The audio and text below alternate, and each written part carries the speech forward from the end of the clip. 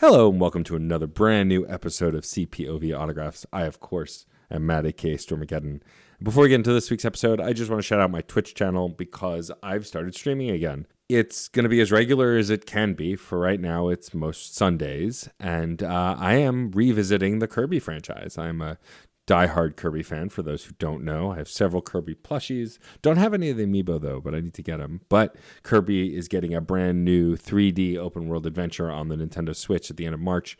And in honor of that, I've been replaying a bunch of Kirby games, and some of them even on stream, the ones that are on the Switch. So on the SNES and the NES, and maybe even the Switch game that came out a few years ago. We'll see how it goes. But yeah, if you go to twitch.tv/DJ_Stormageddon, you can hit that little heart, give me a follow.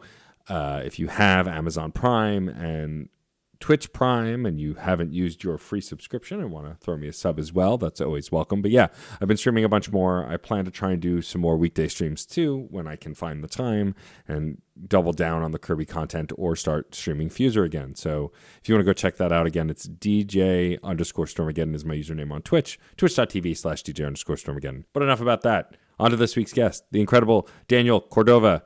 Daniel and I got connected through previous guest of this very show and good friend of mine, Betty Brash. Daniel is a podcast host and a writer and specifically hosts a heavy metal podcast. And I was very excited to have him on. I am a heavy metal fan, as a lot of you know, though I haven't been listening to a ton of it lately. But this interview is full of some surprises as well, beyond just metal. Throwing a little shout out to his show name, which is Far Beyond Metal. But yeah, so I chat with Daniel about music. We chat about a little bit about video games, about his aesthetic, how his show started, and much, much more. I'm going to stop telling you about the episode, and I'm going to let you just listen to the episode. So here's my incredible chat with the brilliant, handsome, and charming Daniel Cordova.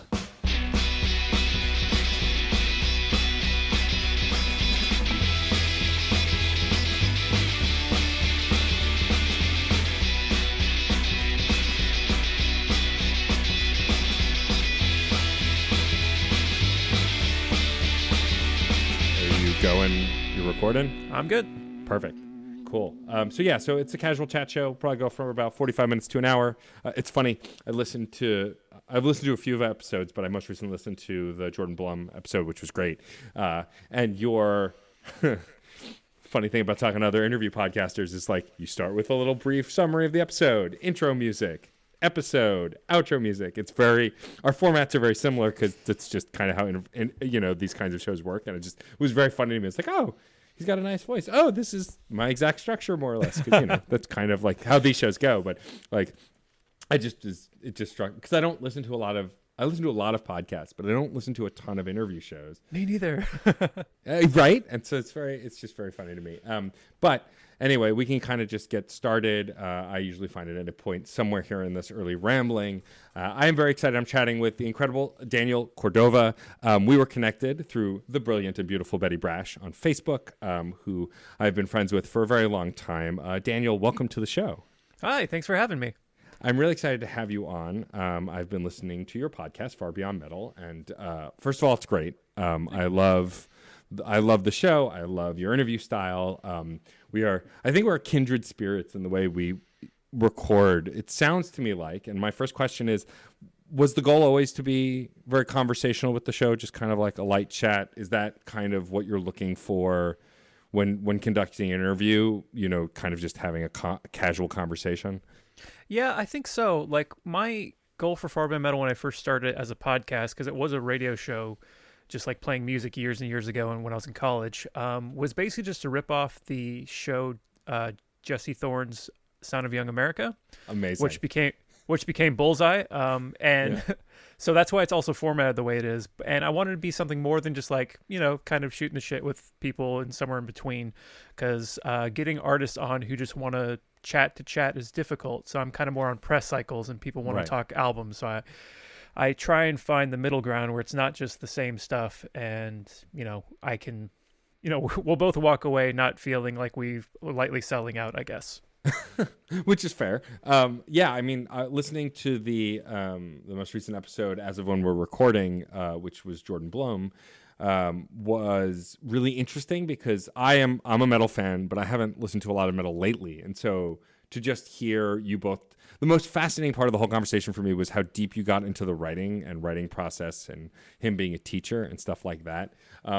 So I'm curious, as a fellow interviewer, how much like pre-show research do you do? Do you dive really deep into the person's work? Do you try and keep it kind of surface level so they can talk a lot about it and you can discover it in the conversation? Like, what is the prep like for your interviews? I try to go in with a full like Word doc of questions that I have up on my screen, and I don't always get to them. I have a couple bullet points of stuff I like to ask, because the way I format it is usually in future episodes I use parts of previous episodes as like the first band section. So like I have an episode going up soon that's with Ariane Lucassen from Ariane, and in the middle is a piece of an interview I did like last December, just so I can kind of pad it a little bit.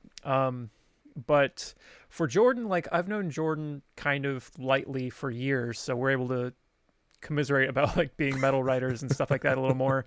But for that interview I'm referring to from December, which is with the guy from Evergrey and this other dude named Vic from Silent Skies, I didn't really know that project, so I did deep dives on that and like eventually like learned via YouTube that Vic is like this virtuoso piano player and has been in like weird metal bands, but did some like a Smash Mouth mashup or something.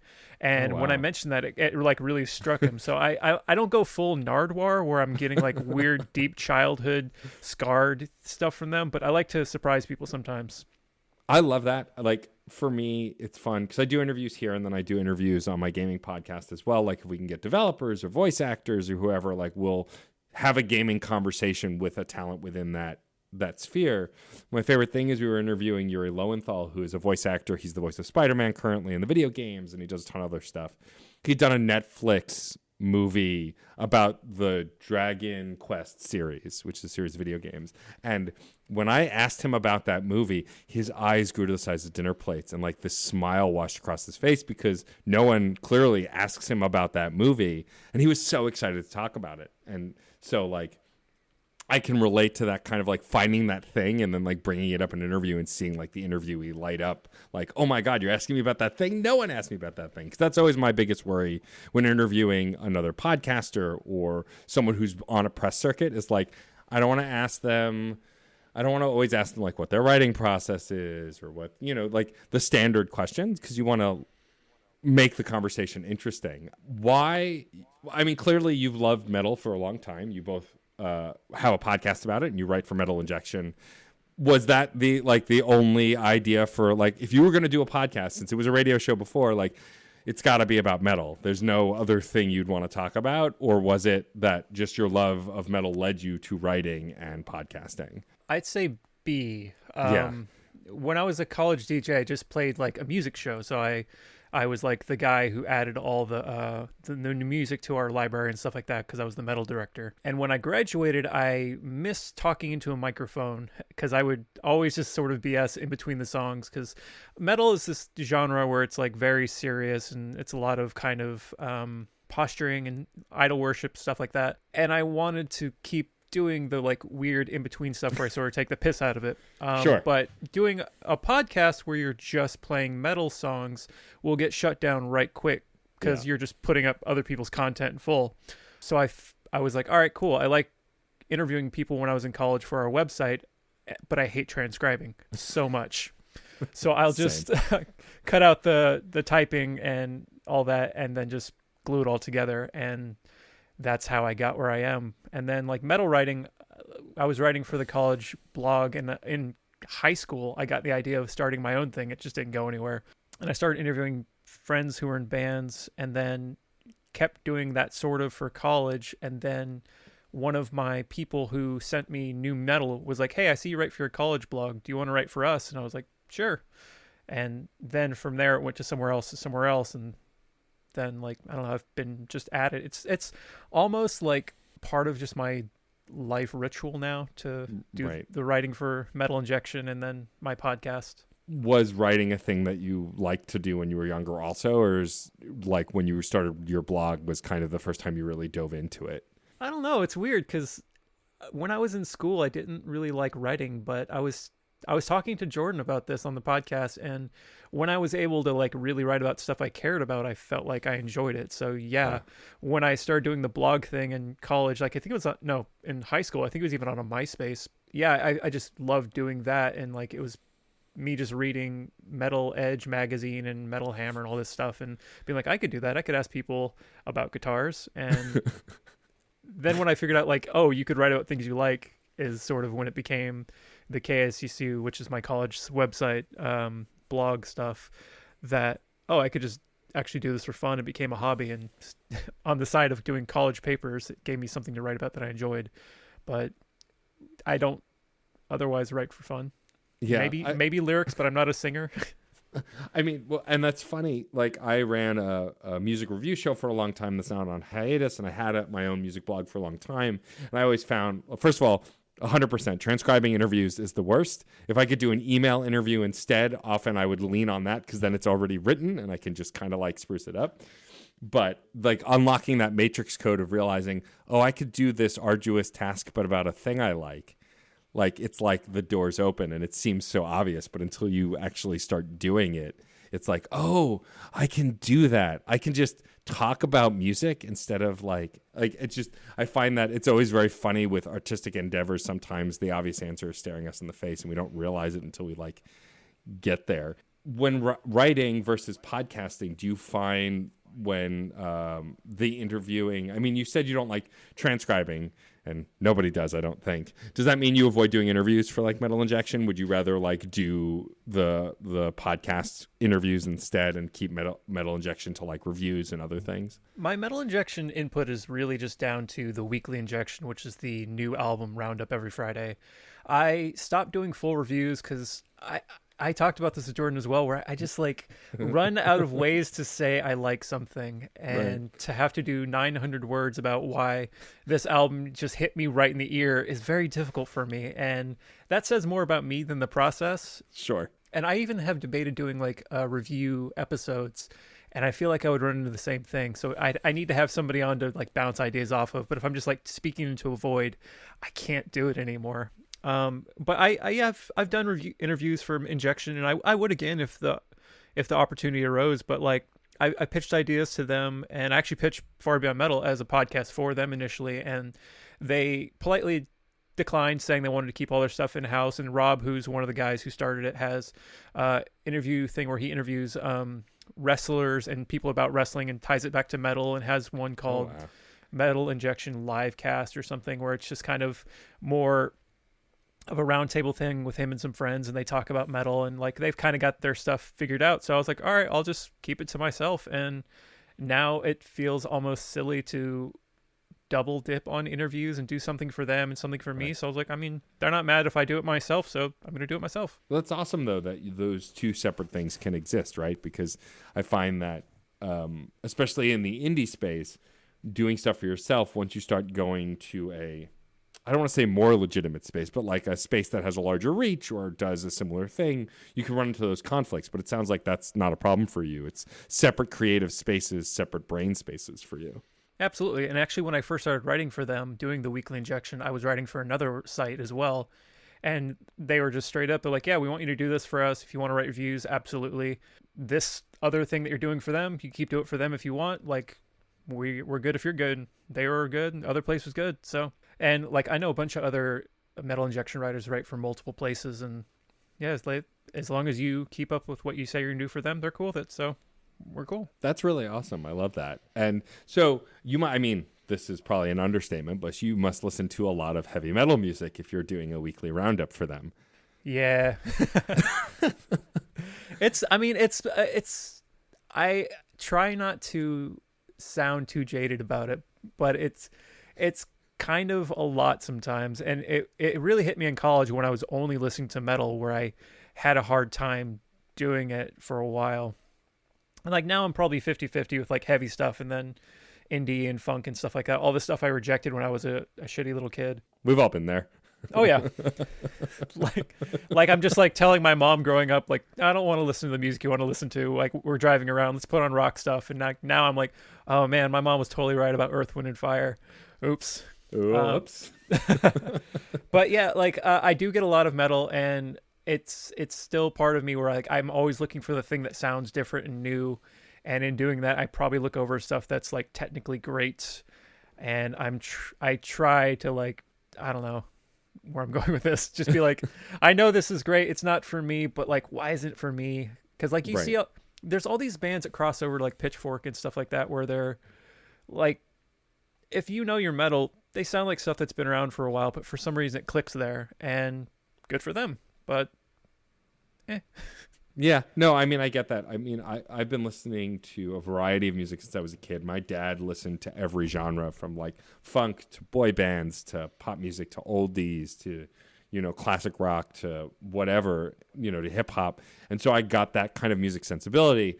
But in high school, like a lot of us, I fell into the metal culture more. Like I wore Jenko jeans, chains, I loved leather straps, painted my nails, spiked hair, and then long hair. And like, so you kind of go through the gambit of like the metal experience. And now on the other side of it, I still love metal, but I also listen to Carly Rae Jepsen, and I listen to hell yes. Oh, come on, CRJ, don't even get me started. Like, let's do it. Fuck me. Let's talk about CRJ. Where's that new album? Right? Dedicated Side C. The first time I heard Cut to the Feeling, I was like it broke my brain. I was like, oh, this is really great. Oh, this is the same person who did Call Me Maybe. Oh, I was sleeping on this, and like I just fell in love with her stuff. Like, and I love that. I love that about music, that you could be a diehard hardcore metal fan and still love CRJ. And the impression is still, if you listen to heavy metal, if you listen to hip hop, like that's all you listen to. And I love that you're the kind of person, and you're not afraid to share this information, that like, that's not all I listen to. Like, I love metal, but I also love other things. Do you find that people have this expectation from you constantly of like, you're just the metal guy, you don't want to hear recommendations about other stuff? I feel like enough people in my circles know I'm not just the metal guy, but they're like, when I was in college, definitely there was like the idea that the metal guys only listen to metal, and we sort of like got pushed into our own corner. And then me and the other metal guys would be like, yeah, so J-pop's great, right? And he's like, oh, absolutely. Like, it's a lot of fun. And I'm like, yeah, I've been listening to a ton of Prince, and like, oh my God, now my Prince problem's absolutely out of control. but yeah, like I have been that labeled like that, and it's whatever. Like, there's definitely worse things to be like have pinned on me. But like, there's also the idea that like being a metalhead, you're an angry guy. And that aforementioned guy I was in college with, his background on his laptop forever was pandas. And we were quickly realized that everyone know that we were just like big dorks and like, harmless. And I don't throw down in a pit. I'm terrified of that. No thanks. But like, the last time I was in a pit was a Rob Zombie pit, like, I don't know, more than 2 decades ago, maybe. And like, I got my ass kicked so bad, I was like, never again. I'm done. I'm too old for this shit. I'm trying to think of the last pit I was in, but the one I've mentioned before that is so crazy. I was at Ozfest 2006, and a band called Full Blown Chaos was playing. It was like 11 a.m. because that's when those things started.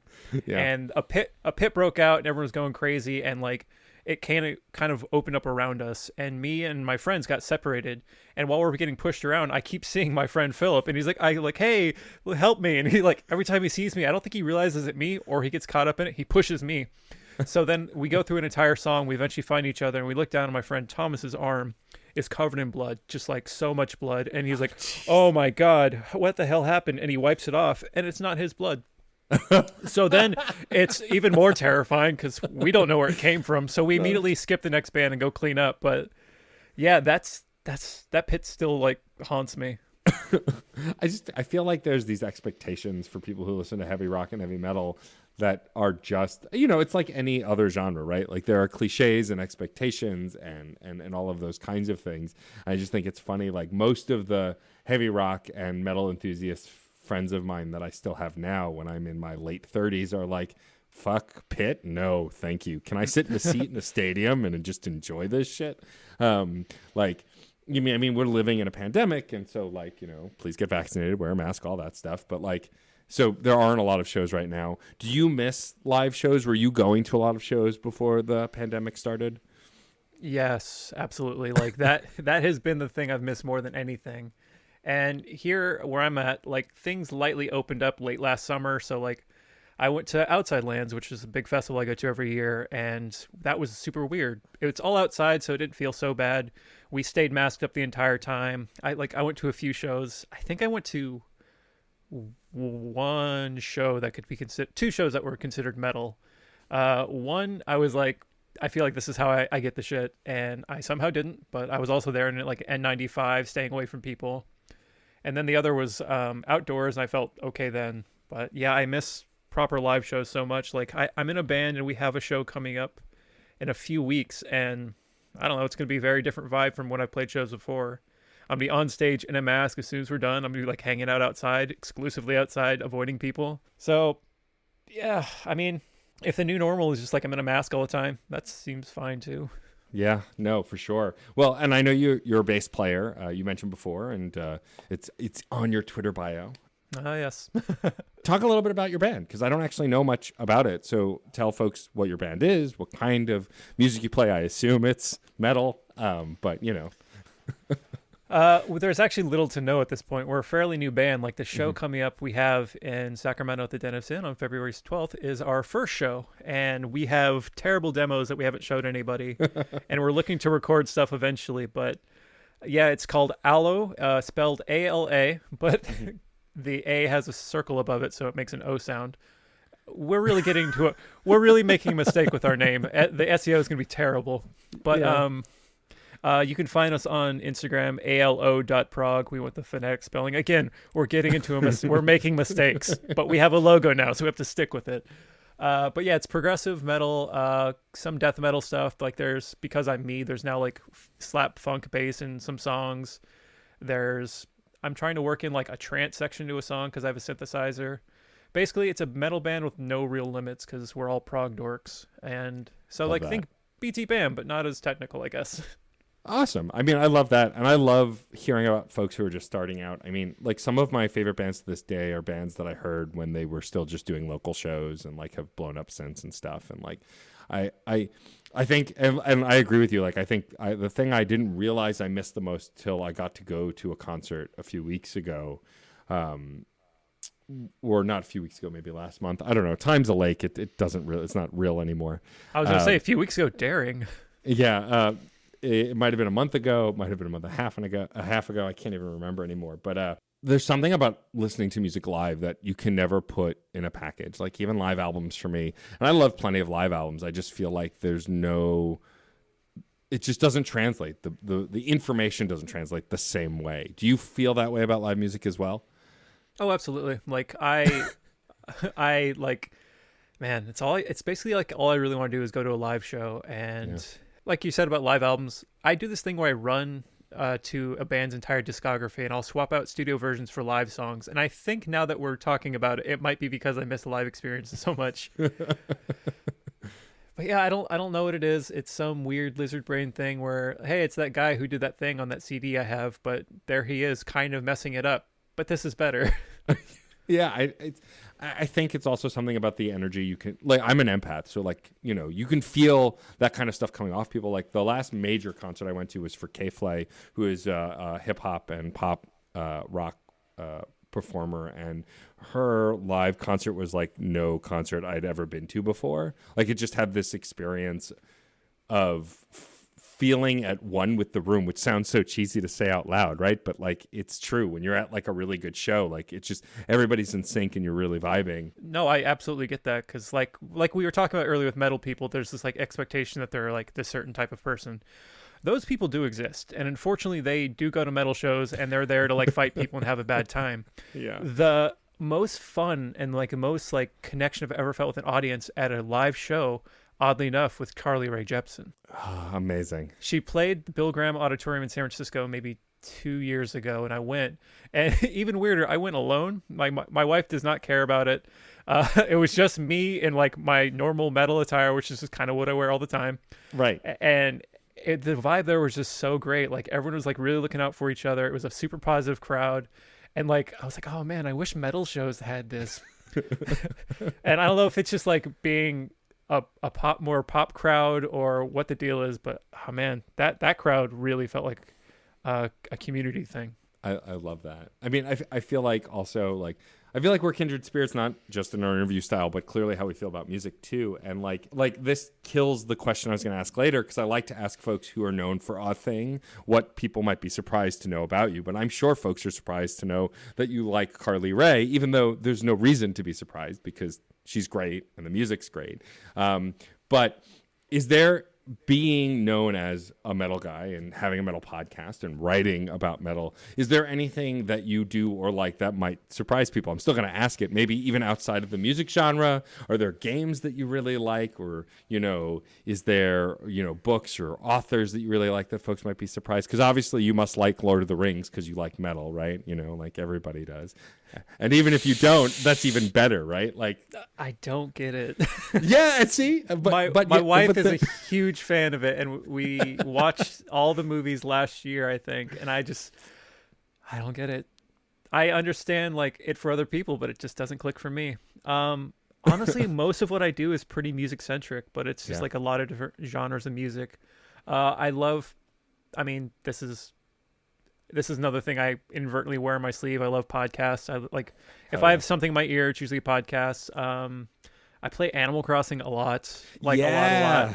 Hell yeah, love Animal Crossing. I just got the expansion thing, the DLC, and I've been on the island making vacation homes for those stupid little animals and just getting that lovely bit of dopamine when they seem happy about it. I know they're gonna be happy no matter what, but man, I gave this guy an indoor graveyard. He's stoked. I'm stoked. You must listen to a lot of KK metal then. If I was feeling more confident, I could play it, but that's amazing. Oh, I love that. That's so good. That arpeggio at the end kills me, though. My favorite thing about KK's music in Animal Crossing is how diverse they really make it. But when they make it diverse, they the composer whose name I'm blanking on, really gets into it. Every song sounds like the genre, but it's not like this, this sounds like metal. He's doing arpeggios and metal stuff. But as KK, it's just, I love that. That sets off the music nerd part of my brain, is that kind of ridiculousness. I mean, I'll put on Stale Cupcakes just because I love that as a song. Yeah, hell yeah. So, well, then I have to ask, if you're an Animal Crossing fan, do you have favorite metal artifacts within Animal Crossing, or cool metal stuff that you've put on walls or in your home, or are you kind of more broad and chilled out on Animal Crossing? My Animal Crossing aesthetic is a mess. I have one room that looks like a nightclub in that it's got a disco ball and the nightclub floor and a wall, but then all the furniture in it is the astrological stuff. Nice. My main room, when you first walk in, it looks, I think I was going for a hell in that it's got the lava floor and walls, but then there's just a bookshelf and a couch, and it seems like a living room, but you're in hell. And then I have a room that's I have a room that's inspired by my parents' bathroom. In my childhood home, there was a bathroom that when we moved in had fish painted on the wall, and it was blue, and it looked like you were sitting underwater if you were sitting. And this bathroom in my Animal Crossing home is a fish bathroom, so it's kind of a nod to that in a weird way. But I love that. I made my house look like a castle, so I guess that's metal in the way that castles are metal and old shit and swords. Sure. Sure, yeah. Has there ever been a metal band or band in general that you were expected to love that you just don't like? For me, as growing up listening to classic rock, Queen is one of my favorite bands. For whatever reason, I don't love Led Zeppelin. They're obviously same. That's what I was gonna say. Oh, we are destined to be friends. Are we best friends? Are we best friends now? We're best friends, Daniel. But and of course they're not a bad band, right? They're incredible. They're talented. But for whatever reason, aside from a few songs, I just don't vibe with them. It's so funny. It's the same band for you. I have others, but that's top of my list. I've tried so hard. When I was in high school, there was basically a divide with my friend group. There was the stoner guys who were really into Led Zeppelin and they liked Black Sabbath and all this other stuff. Went to CCR and your 70s kind of straight ahead rock. And then there was me and some other friends that went towards heavy metal, Black Sabbath, prog, and stuff like that. And I think there's still that divide because Black Sabbath's my favorite band ever. It's the most basic foundational metal stuff, but it still I don't know, does it for me. But Zeppelin, I don't know. It's I I even brought this up to somebody one time, like, is it the Lord of the Rings connection? Because you don't like Lord of the Rings. Like, no, I like Rush. Yeah, there you like go. That's their deal too. But a more recent band that I just don't understand is, and on paper it seems like right up my alley because I love bands with a lot of lore and just like ridiculous costumes and like theatrics and all this stuff, is Ghost. Ghost has like solid melodies and everything's there, but just don't care. It's funny how the brain works, right? Like there's something beyond what we even, I think, can really understand. Because I've said it for years, but everyone listens to music differently. Like we don't all hear the same thing for one reason or another. And like, although clearly you and I do, because we both don't vibe with Led Zeppelin, but like, yeah, we're the same people. We're the same person now. It's confirmed. But like, I just think it's very funny that like there's these expectations, and like I used to get into fights with people in my circles that I didn't like Led Zeppelin. And look, one of my best friends loves Led Zeppelin, and like he's tried, and like I've given it a real chance. Like we listened to the discography together. There was a documentary we watched together. Like I really tried, and I just didn't vibe with it. And I think what's fascinating about music as a topic, especially for a podcast, is like it can become very easily like you love this thing, but someone else won't love it the way you do because it's so objective. Has there ever been like a person you've spoken to on the pod that you've had this kind of conversation with? Like you've run into a band where you're like, oh, I love this band. And they're like, oh, I don't care for them. Like that you were surprised by, or like someone within the metal scene that you expected would love this thing and didn't love this thing? It's difficult to think of one off the top of my head, to be Sure. honest. I'm sure, since you've interviewed so many people. I will occasionally just like overread something with the color purple and my own love of Prince.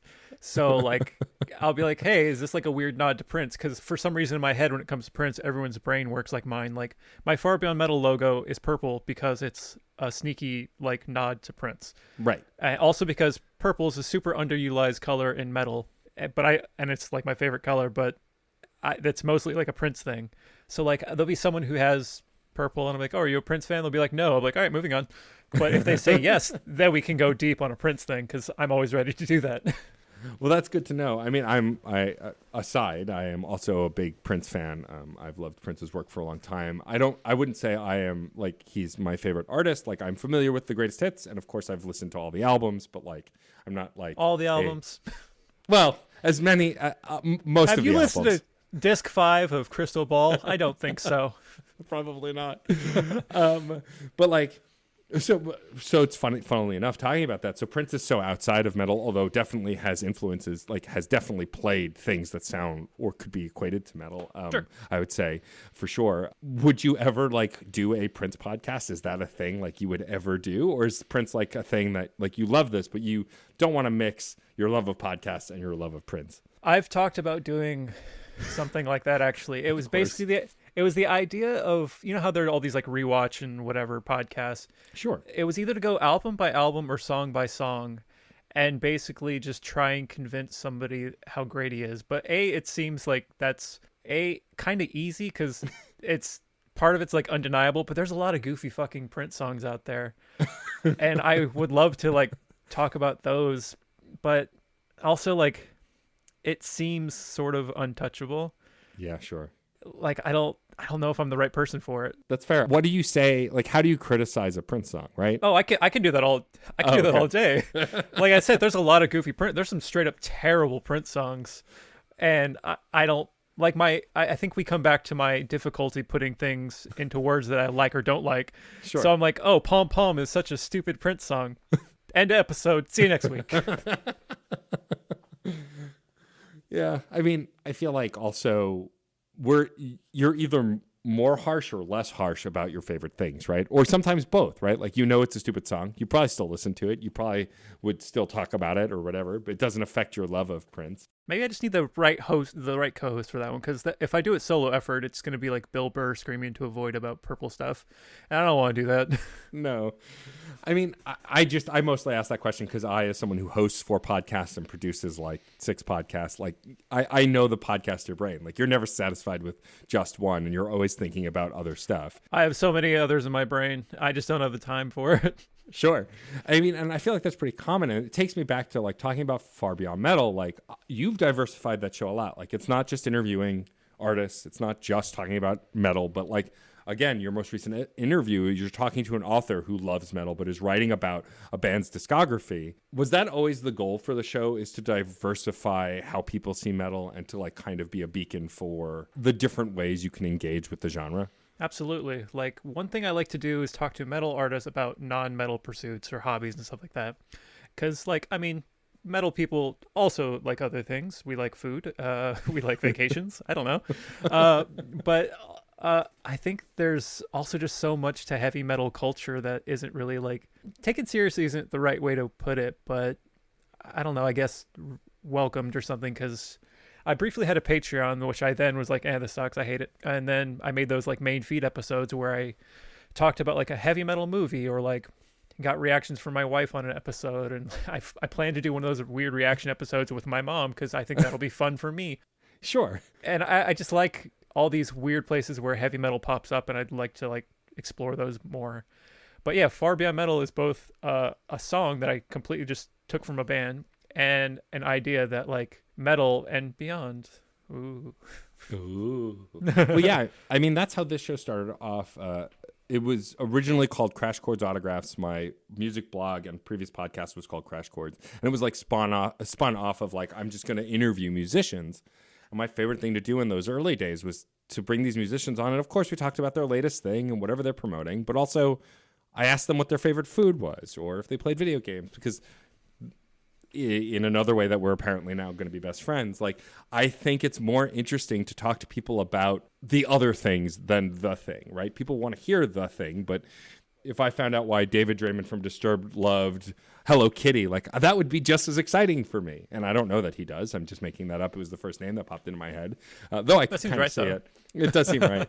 But like, that stuff fascinates me more because it's more like, it's different. It's not the expectation. And I absolutely get that feel from listening to your show. And I think that it's a really cool way, especially for me as someone who hasn't engaged with metal as much as I used to like re-engage with it, especially how I have over the last few weeks. And like, there are bands that you've mentioned that like, when your previous guest, Jordan, recommended some bands, and you said you were writing it down, and if you don't like it, you're going to come back to him. I also wrote those band names down so I could check them out later, because I love recommendations. I have that in my phone. To be honest, I've not listened to it yet. I was just making sure I still had Black Box, Major Parkinson. Yeah, I still have that to listen to. But like, I love recommendations, and like, I'm curious, like, do you also love recommending bands, and are you good at recommending like the kind of person might like this kind of thing? I think so. I remember one year with my wife's family for Christmas, there was this idea where I just like, because I don't know, I was just starting to come around. I gave everybody CDs that I mixed of just songs that they potentially could enjoy. And I feel like I did a really good job at that. And like, I have been the person like, hey, I like this band. And someone will be like, what are others I might like? And then I just go too hard on that. Like, someone will ask for a recommendation and I'll send them like 50. Oh yeah. You can't ask me for one. Like, I had a friend who, bringing up CRJ again, which is we're clearly going to start our own CRJ podcast, is what I've figured out. Very into that. Let's do that. Look, that first album's gonna be rough, but we'll get through it. But like, I had a friend who like we bonded over CRJ and some other pop stuff, asked me to recommend other pop bands, but just a couple, and like, I sent them like a list of like 15 bands, because like, Who you got? So I'm gonna guess Churches. That's one I would have said. Yes. Well, actually, it's funny. I have a friend of mine, Dan Purcell, who is an indie artist. He's doing his own kind of his own pop music. It's all like homebrewed. Like, he's writing it, he's recording it, he's doing all of the work on it. Put out an EP last year that or 2 years ago. Again, time is weird. That blew me away. It's 6 tracks, and like, if you like the CRJ style pop, his name is Dan Purcell, Purcell. I think it's 2 L's. It's on Spotify. He's a previous guest of this show. Delightful human, and like, it's just the catchiest, like, earwormiest stuff. So I think you'd really dig it. But like, the exciting part is not giving you the recommendation now. The exciting part is if you get a chance to listen to it and then messaging me on Twitter like a month from now going, I love this. Oh, thanks for recommending. Like, I love that high of like, I don't know, this may sound cheesy, but I feel like, and I'm curious if you feel the same way, sharing music with folks is like sharing a part of yourself. Because I don't know about you, but I listen to music very personally. I mean, I also listen to stupid stuff that has nothing to do with me, but I get very personal with a lot of the music I love. And I'm curious if like you feel that way too, especially when listening and recommending music. Yeah, absolutely. Like a friend of mine, I recommended him the band Biffy Clyro years and years ago. They're one of my absolute favorite bands, and like they definitely are like an emotional connection sort of band. And the way he fell in love with them just like meant the world to me. And they announced a tour recently, and I got tickets, and I sent him the thing. He's like, "Hey, should I see them 2 days in a row?" Yeah, absolutely. So like knowing there's someone else that I got as obsessed with that like means a lot. And like the guitarist in my band, Ryan, I got him into Devin Townsend, who's a Canadian artist who's just unbelievable and super diverse. And in being diverse, Ryan and I have different tastes within Devin Townsend that we like, but still the fact that we both like this one guy makes it easy to like talk to each other about metal, and that's also really cool. I love that. Yeah, I think like it's funny because I'm in a bunch of different worlds. Like I have a gaming podcast, and I have a TV and movie podcast, and then this started as a music podcast or music adjacent, and like I find recommending all three of those things for me are very different. Like not the same kind of part of my brain engages in that way. Sometimes I feel like with games, especially more modern games, longer games, like story-driven games, I can do the similar kind of emotional read to recommend something, and with movies and TV too, but it just doesn't feel quite the same as music. I feel like recommending music to someone can be way more universal than those other mediums. Like odds are if someone doesn't like Lord of the Rings, they're not going to like Game of Thrones. They're not going to like the adjacent stuff, but that's not always true also. But I feel like with music it's the same way on a certain degree. Like just because someone doesn't like a metal band doesn't mean they don't like any metal, kind of a thing. Well, also with music, I feel super qualified. Like it's basically all I do. With someone who asks me for game recommendations, I only play the Switch. I played Animal Crossing with breaks for the Mario like refreshes or whatever the hell they called those. That came out last year, and then back to Animal Crossing. So movies I'm iffy about. I have like 10 movies I really like. TV shows, I just watched Taskmaster and The Simpsons. Nice. and then we'll like kind of do whatever other shows that we try and keep up with, but those are my go-tos. So music's what I feel qualified to do. And I feel like you'd probably feel qualified to recommend a podcast or two. Yeah. Yeah. As I say that, I'm like, yeah, there's like the music ones I listen to and the comedy ones. So if you want a music or comedy podcast, let me know. Before we start to wrap up, I do want to talk with Far Beyond Metal. Do you have like a vision for where it's headed, or is it kind of like for me for this show, it's kind of episode by episode. The idea is to be a casual conversation, an autograph, if you will, of the person about who they are. So you can kind of like get to know someone through me and then go off and check out all their stuff on your own. With Far Beyond Metal, do you have this like grandiose goal of what you want to do with it, or like this kind of roadmap of where you'd like to take it? One thing I tried to do one time, and it didn't really work out, but I still have hope, is to basically do live shows with the podcast. I would love to do sort of an interview with a band and then have that band play. Something like that would be really cool. I had this like crazy like blue sky dream about doing a festival where we're like in one corner somewhere there's me talking to musicians who are going to play later, and then on another stage where there's not bleed over, bands are playing who I'm going to interview later, and that kind of thing, which I think is super cool idea. But then also I'm like, I kind of want to see these bands but I'm gonna be working. So like I would love if it had more of an in-person presence, but then when I had this great idea to start trying to do all this stuff, everything shut down. Of course. So maybe when things happen again, I can try and get my toe wet and try and do that again, because I did a live show at a comedy festival here in the Sacramento area, and it was super cool to do, but like no one really came. But yeah. I don't know, next time. Sure. I mean, but that totally makes sense, and like it feels like a natural evolution for that show. Speaking of the pandemic and everything shutting down, I have been asking my guests, at least in recent episodes, the pandemic sucks. Again, get vaccinated if you can, get boosted if you can, wear a mask. But, and it's sucked in a lot of different ways, not just the pandemic itself, but all the things that have happened during it. But I like to look in the good where I can. And so I've been asking guests, like, if there's one great thing that you can think of that's come out of the pandemic, even though the circumstances suck, like, a highlight or a moment that might not have happened had we not had this time in isolation, had this time indoors, that you can think of? Selfishly, a big one for me in all this was with bands not on the road, I was able to talk to people I feel like I wouldn't have been able to talk to before, like some of my legitimate heroes. Like I talked to Billy Gould from Faith No More. Faith No More is such an important band to me, and like he's the bassist and has made such an influence on how I play. I talked to Charlie from Anthrax. Anthrax is like my favorite thrash band. Motorhead's drummer Mikey D. I love Motorhead, and like the songs, the era he played on is like my favorite. So like their inability to play shows worked out to me as a fanboy, and talking to these people was great. But also like just even more locally, like I love hanging out with my wife. That's like most of what I want to do, and like we're forced to do that, but like it's just like different now, and like we're able to find other stuff, and we're more into like trying on new shows or new movies, and just like going through this weird kind of thing in this other way together has been kind of great. Like not to say when if things open up again I'm just gonna be going to shows and stuff like that, but you know, like I don't know, it's been like this closeness that we were kind of like all we have, but it's okay. No, and I totally get that. I mean, my spouse and I definitely grew closer during this time. I feel like like that only goes one of two ways, right? You either grow closer with your spouse or it goes the other way. Yeah, so far so good. Right, so far so good. And like, but I love that. And I don't think it's selfish to think you seized an opportunity, right? This is a shitty situation for everybody, but you seized an opportunity to talk to some of your idols. There's still people on the show that I've interviewed that I can't quite believe that I've gotten a chance to speak to. And I think with podcasting, especially meeting your heroes, it can be scary. It can, of course, not work out. Some of our heroes suck.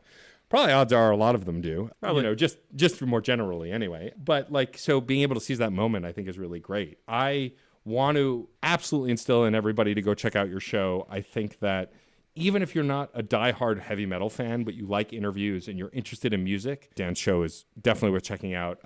Daniel, I'd love to give you an opportunity before we wrap up the show to tell folks where they can find Far Beyond Metal, where they can find you, where they can find your writing, like give the whole pitch, the whole shebang. Sure, thank you. Podcast, FarBeyondMetalPodcast.com. I've been trying to do episodes weekly. Usually they're every other week, but I don't know. People seem to want to record, so I'm doing them weekly. Then I write Metal Injection. The weekly injection drops every Friday, which is just the weekly new album release roundup. And then my band alo.prog, alo.prog, is on Instagram, Facebook, if that's something you want to deal with, but we're kind of not doing well at it. And then I record my own solo music under Ovacord, OVACORD, which is my last name slightly mixed up because, again, I'm bad at naming things. But it's the name I gave the project when I was 15 when I started it, and I haven't bothered to change it because it seems like adjusting URLs is too much work. Anyway, that's my stuff. Thank you. Amazing. I love that. I laugh because like I've had that. Like I said, I host 4 different podcasts. Thankfully, this is the only one I do by myself. The other ones have co-hosts to rein me in. But like that, like exhaustion of, oh, I should change this. Oh, but I don't want to. It's too much work. Like I can relate to that on a multitude of levels. So I understand and respect that. Well, when I started my college radio show, I used Ovacord as my like DJ handle because I felt like we had to have a DJ name. And I was like, oh yeah, this if I do this under Ovacord, I'll also get more like listeners to my music. I don't know if that worked, but I just felt silly after about a year of being like, hey, this is Ovacord. So I was like, hey, this is Daniel Cordova. And it just seemed like the way to go because that's my name. Yeah. And then maybe if I sign and email Daniel Cordova, they'll let me interview people. And yeah. I think it worked. So good. I'm glad that worked out for you. But seriously, everyone, go check out Far Beyond Metal and his writing at Metal Injection. The last thing I'll ask you to do is we have a saying on the podcast, which I think you'll enjoy because it was born out of my now on indefinite hiatus music show. If I say indefinite hiatus, that means that maybe it'll come back someday, even though it's deader than dead. But the saying is based within music. It's this idea that as long as you're creating something, specifically music at the time, then life isn't that bad. You can get through it through creating. And so the saying is music is life and life is good. So if you could say that phrase for me, we will wrap up the show. Well, I just like to say that music's life and life is good. That's it for this episode of CPOV Autographs. Our theme music is by Michael Kill. Our logo was designed by Case Aiken and Joey Amons. If you liked the show, please rate and review wherever you get your podcasts. It's a great way to help us reach more listeners. Questions, comments, or guest recommendations? Email mr.nat.storm@gmail.com or hit us up on Twitter at CPOV Autographs. Thank you so much for listening.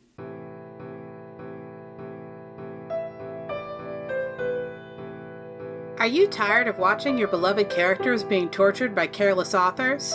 Are you sick of feeling like they could have swapped out all of the painful action and the plot would remain untouched? Subscribe to Books That Burn, the fortnightly book review podcast focusing on fictional depictions of trauma. We assume that the characters' reactions are reasonable and focus on how badly or well they were served by their authors. Join us for our minor character spotlights, main character discussions, and favorite non-traumatic things in the dark books we love. Find us on Spotify, iTunes, Google Play, or wherever you get your podcasts.